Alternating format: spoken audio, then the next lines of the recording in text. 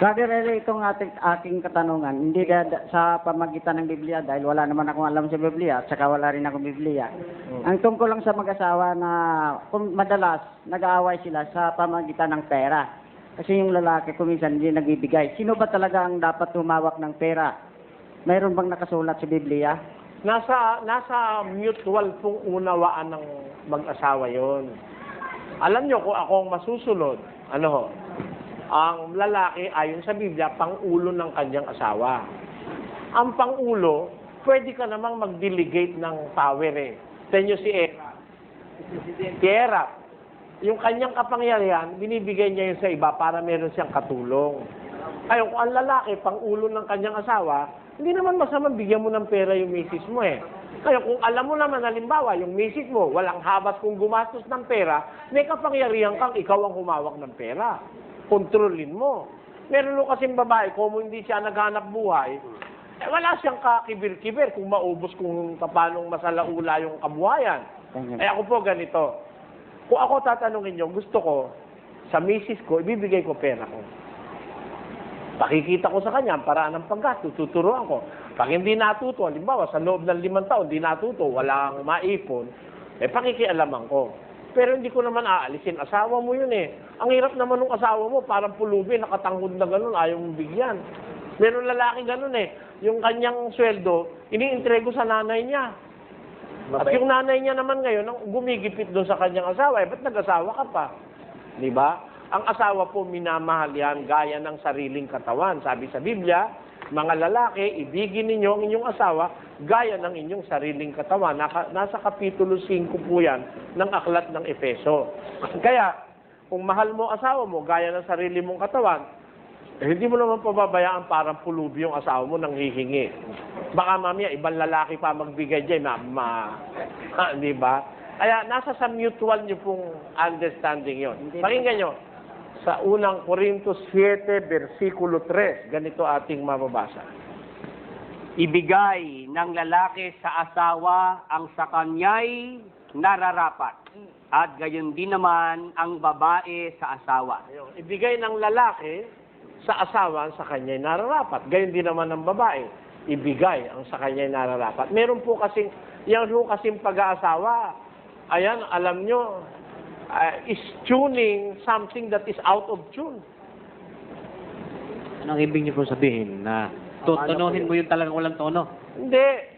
Wala sa tono yan. Hindi magkamag-anak yan eh. Hindi magkaano-ano yung mag-asawa eh. Hindi pareho ng nilakihang environment yan. Hindi pareho ng pinanggalingang pamilya. Ngayon ipag-meet mo sila. Mag-i-establish ka ng isang perfect harmony within their relationship. Kaya napakahirap niyan. Pero Brother Eli, nagkaka-MU nga eh. Si kapatid na may ka-MU siya eh. Ano ba yung MU? Mutual understanding. Mutual. Maganda. Mutual understanding. Pag sinabing mutual understanding, nauunawaan mo siya, nauunawaan ka niya. Yun ang mutual understanding. Merong mag-asawa ko minsan, wala yung mutual understanding. They only know of themselves. Yung lalaki ko, ano maipilit. Yung babae, ganun din. Kaya away ng away. Batuhan nga ng baso eh. Biro mo, nagpupulong ako sa Roque sa Guagua. Malayo pa ako eh. Maingay. Nakita ko nagsusunod-sunod. Kawali, sandok, kaldero, liparan. Yumama na yata ako yung malapit doon sa pinagpupuluan ko. Pinagtatapon yung gamit. Umalapat-lapit ako. Dumo! Damonyos ka, animal! Kapampangan eh. Ano ba? Ako, katakot-takot na murahan. Kaya pala si kapatid Bedong nakarating hanggang Pasay. Yun ang hirap. Kailangan ng mag-asawa. Hindi na ako papasok dyan. Ang mag-asawa, meron talaga mutual understanding. Ibigay niyo ang nararapat sa asawa, bibigay naman ng asawa ang nararapat sa inyo. Halimbawa, nararapat na ang lalaki maghanap buhay. Di maghanap buhay ka. Ang babae naman mag-asikaso sa bahay. Nararapat naman yon. Hindi dapat wag mong palalabasin yung mister mo na litaw ang kilikili. Bakit O kaya butas ang pundilyo. Manahi ka naman. Di ba? Yun ang obligasyon mo bilang babae. Pagdating ni mister, punasan mo ng mainit na bimpo sa mukha. Di ba? Punasan mo ng pawis, bigay mo yung tsinelas, pagtimpla mo ng kung ano maiinom. Palagay ko, pagka gano'n ng mag-asawa, who says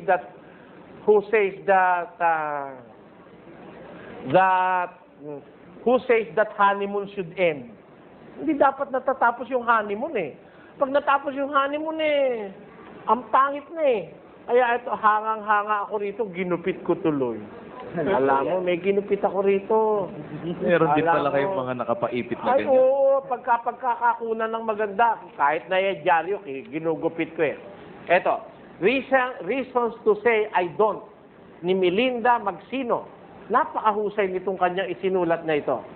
After the month of June, when brides and grooms said nothing but I do, it is time to ponder upon the 25 reasons one should say I don't. Bakit? Number 1, marriage is not a word. It is a sentence. A life sentence. Ang buhay. hindi naman pala yung marriage word eh. Kundi yan it's a sentence. In fact, it's a life sentence. Nasa-intensyahan na pala ito si kapatid na Danny. Marriage is very much like a violin. Amo? Yun daw marriage is very much like a violin. After the sweet music is over, the strings are attached. Tamo? Ganda-ganda lang logic niya. Number 3, marriage is love and love is blind. Therefore, marriage is an institution for the blind. Wala. Di ba maganda yun, ano? Oo nga naman, ano? Alam na alam mo nang ang susuungin mo'y katarantaduhan at kakatasaning mga, alam mo lang standby itong nagugustuhan mo kung walang trabaho eh. Bulag daw ang pag-ibig kahit walang trabaho. Kung liligaya ka, di ba? Kung liligaya, doon daw siya liligaya. Ay, ang bandang huli, binubugbog na siya dahil standby ang asawa niya. Number 4. Marriage is an institution wherein a man loses his bachelor's degree and the woman gets her master's degree. Tamo? Di ba maganda, no? May logic eh, no? Number 5. Marriage puts a ring on a man and a woman's finger and the two under their eyes. Okay, tamo? Ang marriage daw, naglalagay ang lalaki ng ring sa kamay ng babae at yung babae naman nilalagay sa kamay ng lalaki. At silang dalawa naman, pagka nakasal na, meron na ring yung kanilang eyes. O ngayon, eto pa. Marriage certificate is just another word for a working permit.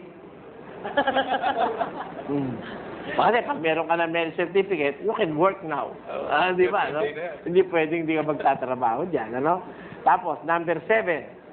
Marriage is not having a wife or a husband, but also worries inherited forever. Nakita mo? Hindi lang naman ang pag-aasawa, magkakaasawa ka eh. Kundi magkakaproblema ka forever. Ayun. Tapos, number 8. Marriage requires 4 types of rings. Ano po yun? First, the engagement ring. The next is wedding ring. The next is safe ring. And the next is NU ring. Kita mo? Oo nga naman, di ba? Number 9. Married life is full of excitement and frustration. In the first year of marriage, the man speaks and the woman listens. In the second year, the woman speaks and the man listens. And in the third, both of them speak and their neighbors listen. Ang ganda nga. Saka ko na itutuloy. 25 ito, nasa number 8 tayo. Ako hanga ako dito kay Melinda Magsino ng Philippine Daily Inquirer ba ito? Inquirer nga ba itong Inquirer to. Tuwa ako sa'yo. Kahit na hindi matuwa si Presidente, ako natutuwa ka dito. Dito sa mga pinagsusulat niya ito. No? Di ba? Saka na natin. Alam mo, dala-dala ko sa wallet ko ito, 2 linggo na. Narinig ko nga si Father Archie Giriba kanina sa Channel 13. Binibirahan ito eh. Ewan ko, hindi naman yata niya sinabi na ito galing nabasa niya sa Inquirer. No? Pero ako, ayoko naman nung, ano ba yung tawag doon? Plagiarism ba yun? Plagiarism, yung parang aakuin mo yung ideya ng iba. Sinabi ko naman sa ating, pero talaga I'm convinced that marriage is an institution for the blind. Dahil maraming blind na pumasok dyan eh, no? Bibihira naman yung nag-asawa ng dilitang mate. That you have to, kasi dapat sa marriage, dapat maging practical ka talaga eh. Are you ready to take care of a child? Ha? Wholeheartedly? Ha? with compassion. Eh baka mamaya mag-aanak at tapos pipingutin mo. Kaya meron mo, papasuin ng sigarilyo, napakawalang niyang ina nun, dapat doon bitayin eh. Meron mo pinapaso yung anak niya. Yun naman mga ama na,